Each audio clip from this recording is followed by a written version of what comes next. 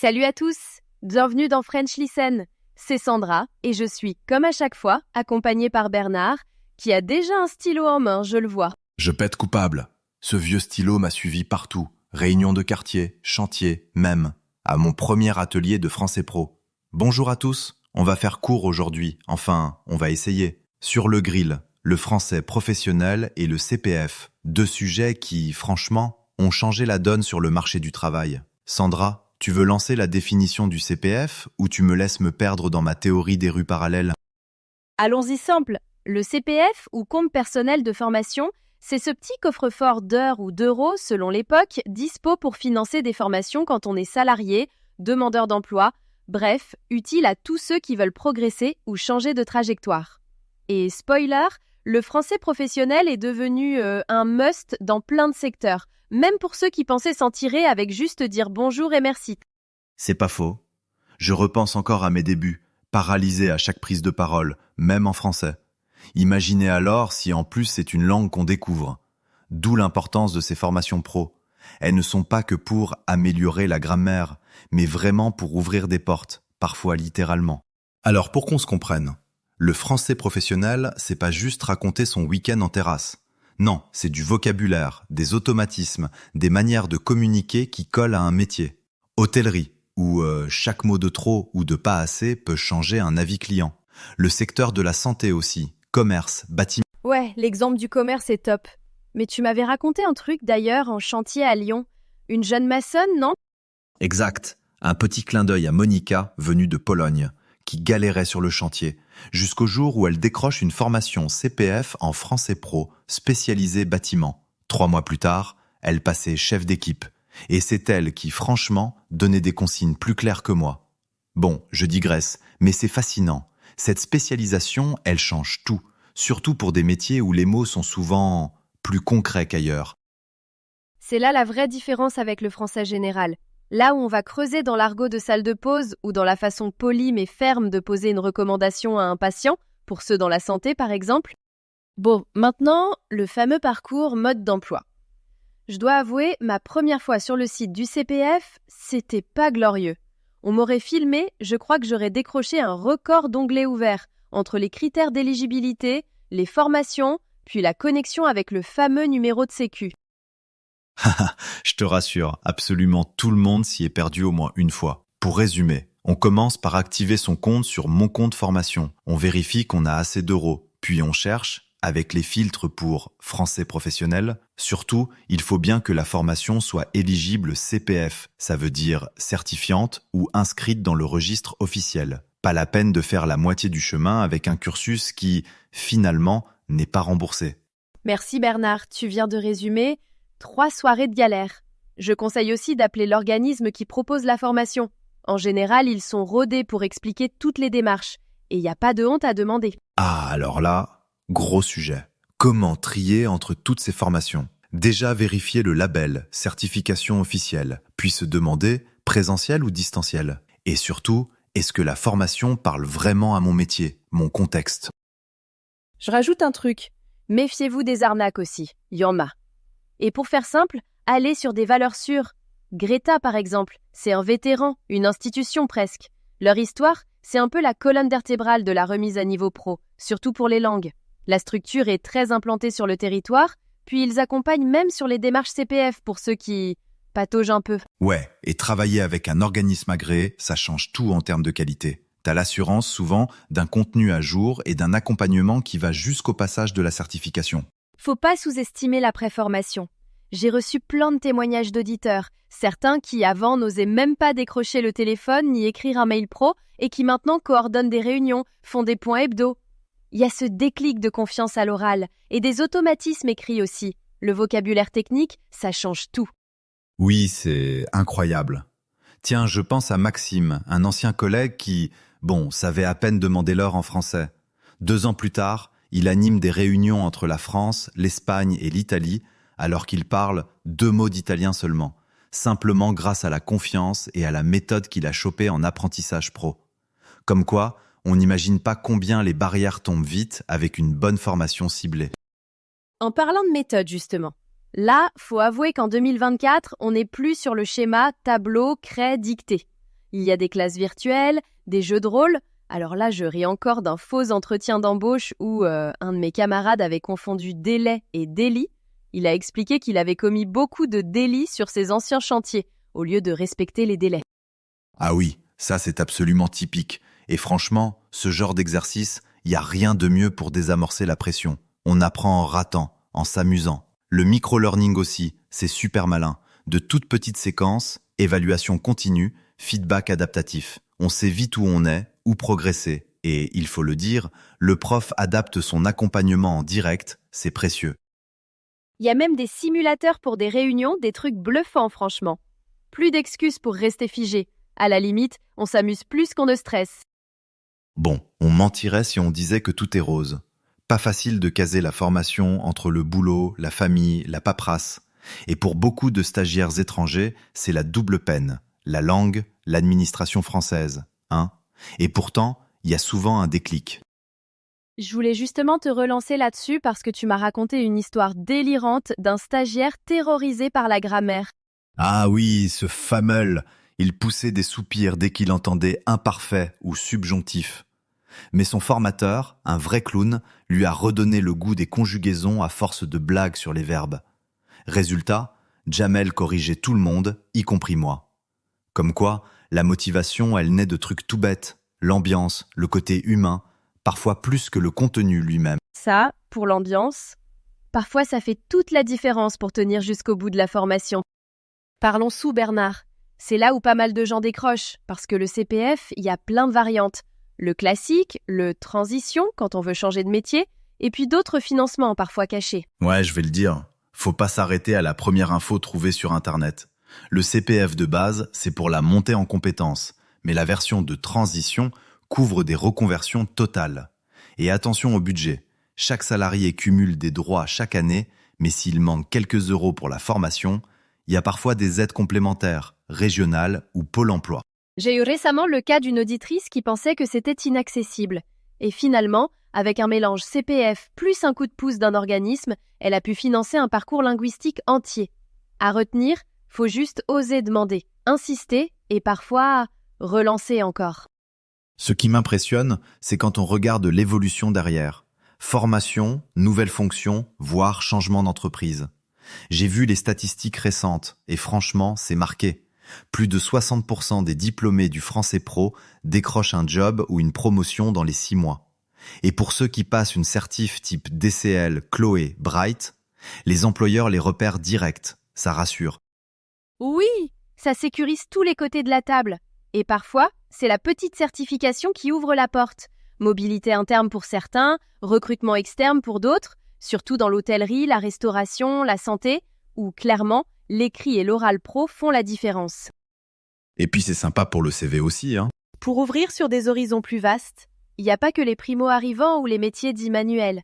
J'ai croisé la semaine dernière, lors d'une de mes balades botanico-urbaines, un collectif d'ingénieurs, tous arrivés récemment en France, certains avec 20 ans de carrière ailleurs, qui utilisaient la formation en français pro pour intégrer des startups tech ici, à Paris. C'est vraiment un pied dans la porte, peu importe son niveau de départ. Tu vois, c'est aussi cette diversité des parcours qui me fascine. On a vu tout à l'heure que même les médecins étrangers s'y mettent. Et c'est, tu l'as dit, pas juste pour la grammaire, mais pour s'intégrer, échanger. Bref, on le sent, l'avenir de la formation pro, il est ouvert, riche, et il va bien au-delà de la certification elle-même. On espère que ça a, inspiré plein d'entre vous à oser la première étape. Parce que peu importe d'où on part, c'est le chemin qui compte. Merci pour l'écoute Sandra, et merci à tous. La suite de French Listen promet d'autres détours urbains et linguistiques. À la prochaine. Merci Bernard, prends soin de ton fameux stylo. Et à très bientôt à tous pour de nouvelles digressions et de belles découvertes. Salut! Ne partez pas encore. Regardez maintenant la deuxième partie de l'épisode, elle vous réserve encore plein de conseils utiles et de surprises. Et si ce podcast vous a plu, pensez à vous, s'il vous plaît, abonner et à cliquer sur j'aime pour nous soutenir. À tout de suite dans la suite de l'épisode. Bienvenue dans cette nouvelle exploration. Aujourd'hui, on s'attaque à un monument, un sujet qui a, je pense, causé quelques sueurs froides à l'école. La grammaire. Ah, certainement. On a entre les mains un guide vraiment passionnant sur la question et l'idée c'est de déconstruire un peu son image austère. D'ailleurs, pour commencer, un détail amusant, au XVIIe siècle, grammaire se prononçait presque comme grand-mère. Oui, Molière s'en est même amusé. Voilà, alors la question se pose, la grammaire, c'est une vieille dame un peu dépassée ou c'est autre chose? C'est une excellente façon de poser le problème, parce qu'on a tous cette image de la grand-mère un peu sévère qui corrige nos fautes. Oui, un peu. Mais en fait, la grammaire est définie comme un art d'écrire et surtout de penser. On est donc loin du simple recueil de règles. C'est une science, bien sûr, mais une science pleine d'exceptions, d'histoires. L'idée, c'est de soulever un peu le capot pour voir la mécanique. L'art de penser, j'aime beaucoup. Alors, on plonge. L'étymologie même du mot est assez révélatrice, non? On remonte jusqu'à Platon. Oui, grammatiquer, techné, l'art des lettres. Le mot art est là dès le début. Ça suggère qu'avant d'être une liste de règles, c'est une manière de créer une harmonie, un sens, une sorte de musique. Exactement. Et cette tension entre l'art et la règle est très ancienne. Il y a un dialogue savoureux dans Les femmes savantes de Molière. Ah oui, Philaminte, la précieuse, reprend sa servante Martine. Et Martine lui répond, avec un bon sens incroyable, « Je parle en tout droit, comme on parle chez nous ». Et Philaminte est horrifiée, bien sûr, le fameux solécisme. Voilà, on a tout là-dedans, le conflit entre l'usage populaire et la norme académique. Ça me fait penser à cette caricature de Chalvin, où un adulte explique à un enfant « Alors, sujet, verbe, complément ». Et le gamin répond « D'accord, mais ça ne me dit pas ce que je dois écrire ». C'est tout le paradoxe. La grammaire donne le squelette, mais jamais l'inspiration. Et elle reste associée pour beaucoup au souvenir un peu traumatisant de la dictée. L'expérience cuisante. C'est ça. Mais il faut opposer à ça une vision plus lumineuse. Celle de Jacqueline de Romilly, par exemple. Pour elle, la grammaire, c'était le passeport des mots. C'est une belle image. Le passeport des mots, c'est ce qui leur permet de voyager, de construire des phrases, de prendre du relief. Précisément. Sans la grammaire, les mots sont des briques inertes. C'est la grammaire qui est le ciment, l'architecture. Elle leur donne leur fonction, leur pouvoir. Et puisqu'on parle des mots, la brique de base, le mot « mot ». Son origine est surprenante. Franchement, quand j'ai lu ça, j'étais bluffé. Ah oui, c'est une des pépites de ce dossier. Ça viendrait d'une onomatopée latine « mute », « mute ». Un grognement, c'est ça? Un grognement, un murmure, quelque chose de pas encore articulé. Ne pas dire mot. C'est incroyable de se dire que notre unité de sens vient de ce qui, à l'origine, était l'absence de sens. D'un simple grognement, on a bâti des cathédrales de littérature. C'est fou. Ça montre bien que la langue est une matière vivante. Les mots naissent. Ils naissent, ils vivent, ils sont empruntés et ils meurent. Pour la naissance, les onomatopées comme glougrou ou le verbe chuchoter, c'est un bon exemple. Et puis il y a les emprunts. Le français est un vrai carrefour. Absolument. On a pioché partout. Des termes guerriers chez les Germains, des mots comme bazar ramenés des croisades, l'italien nous a donné le vocabulaire de la musique, l'espagnol camarade ou guitare, on a même baobab ou zèbre qui viennent d'Afrique. Notre langue est une formidable mosaïque. Et à l'inverse, des mots disparaissent. Éric Orsena dit que 25 langues meurent chaque année. C'est énorme. Et avec elles, des expressions imagées comme « à chevauchon » ou « allège-doigt ». Oui, en toute petite quantité. C'est ça, on perd des couleurs de la palette. C'est un peu triste. C'est le cycle du vie d'une langue. Et la science qui tente de remonter ce fil, l'étymologie, est parfois piégeuse. On a une anecdote géniale sur Voltaire. J'adore. Il disait que c'était une science où les voyelles ne sont rien et les consonnes fort peu de choses. En gros, on peut faire dire n'importe quoi au mot. Il y a l'exemple du mot haricot, c'est ça? Oui, certains prétendaient que ça venait du latin fistula, qui veut dire flûte, une usine à gaz phonétique. Alors qu'en fait, L'origine est bien plus simple. Ça vient probablement d'un vieux verbe harigoter, qui voulait dire couper en morceaux. Une bonne leçon parfois. Mais les mots ne nous piègent pas que par leur histoire. les fameux couples dangereux. Hmm. Les homophones. Bon, son, a, le cauchemar des dictées. Mais il y a plus subtil. Beaucoup plus, les paronymes. Ces mots qui se ressemblent, mais n'ont rien à voir. La différence entre acception, le sens d'un mot, et acceptation, le fait d'accepter. Ou éminent et imminent. Exactement. Un danger imminent, mais un professeur éminent. L'un arrive, l'autre est déjà au sommet. C'est le jour de nuance qui fait toute la différence. Et dans cette famille de pièges, il y a aussi l'oxymore. La description est géniale. Un accouplement monstrueux de deux termes antinomiques. C'est très parlant. Et l'exemple le plus célèbre, c'est Corneille. Cette obscure clarté qui tombe des étoiles. Une contradiction pure. Oui, mais l'image est d'une puissance poétique incroyable. On voit ce que ça veut dire. La langue n'est pas qu'un outil logique, c'est un terrain de jeu. Un terrain de jeu, mais avec des règles. Et c'est là que ça se corse, parce que certaines règles semblent défier toute logique. Prenons le H aspiré. Un grand classique. C'est un casse-tête. Pourquoi on dit des homards sans liaison, mais un hidalgo avec? C'est le monde à l'envers, non? C'est un chaos apparent qui raconte une histoire. Le H aspiré n'est plus vraiment aspiré aujourd'hui, c'est juste un vestige, une sorte de mur invisible qui vient de l'origine germanique de mots comme H ou héros et qui empêche la liaison. Une cicatrice de l'histoire. C'est ça. Et des bizarreries, il y en a partout. Pensez à l'accord de l'adjectif grand. On écrit une grand-mère avec grand au masculin. Oui, ou avoir grand-peur. Mais attendez, on dit bien des grands-pères au pluriel. Ça n'a aucun sens. Aujourd'hui, non. Mais c'est un fossile de l'ancien français où l'adjectif grand pouvait être identique au masculin et au féminin.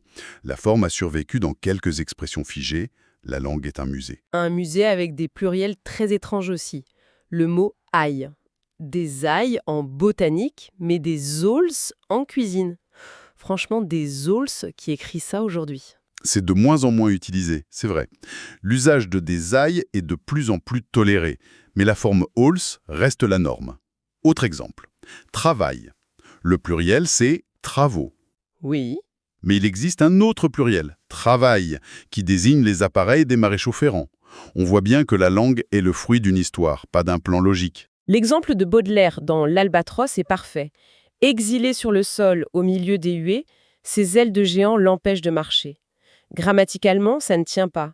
Le sujet de exilé devrait être ses ailes exilées. Ce qui ne veut rien dire. Bien sûr, le vrai sujet, c'est l'albatros, le poète. Et cette rupture, cette erreur, mime en fait le déséquilibre de l'oiseau. C'est la règle qui se brise pour créer un sens plus profond. C'est exactement ça. Les plus grands écrivains sont ceux qui savent jouer avec les règles. Et qui dit règle, dit gardien des règles. L'Académie française. On est obligé d'en parler. Une institution vénérable, mais pleine de paradoxes. Ah, l'Académie. J'aime beaucoup cette idée du 41e fauteuil, ce fauteuil imaginaire pour tous les grands auteurs qui n'ont jamais été élus. La liste est vertigineuse. Molière, Descartes, Pascal, Zola, Proust. Ça montre bien que la reconnaissance institutionnelle et la postérité sont deux choses différentes. L'Académie a souvent eu un train de retard. Il a fallu attendre 1980 pour que la première femme, Marguerite Yourcenar, y soit élue. C'est hier, à l'échelle de l'histoire. Jean d'Ormesson avait parlé de révolution pacifique. Ce qui est rassurant, c'est que malgré ces gardiens du temple, la langue, elle, reste d'une souplesse incroyable. Nos sources la comparent à une pâte à modeler. Et c'est Molière, encore lui, qui l'illustre le mieux, avec Monsieur Jourdain dans Le bourgeois gentilhomme. Il découvre émerveillé qu'on peut dire « Belle marquise, vos beaux yeux me font mourir d'amour » de plein de manières différentes. D'amour mourir me font, belle marquise, vos beaux yeux. Chaque variation change la musique de la phrase. Tout à fait. C'est la magie de l'inversion. On dépasse un mot et soudain, il prend toute la lumière. Comme dans ce vers de La Fontaine. Le long d'un clair ruisseau buvait une colombe.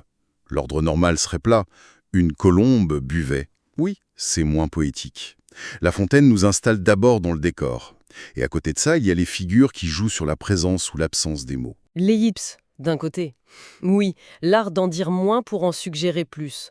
Le vers de Racine, je t'aimais inconstant, qu'aurais-je fait fidèle. La phrase est incomplète, mais d'une rapidité, d'une force incroyable. C'est une flèche. Et à l'opposé total, le pléonasme. L'art d'en dire trop. Monter en haut, descendre en bas. Oui, dans la conversation courante, ce sont des redondances. Mais dans la langue classique, le pléonasme était un outil pour insister.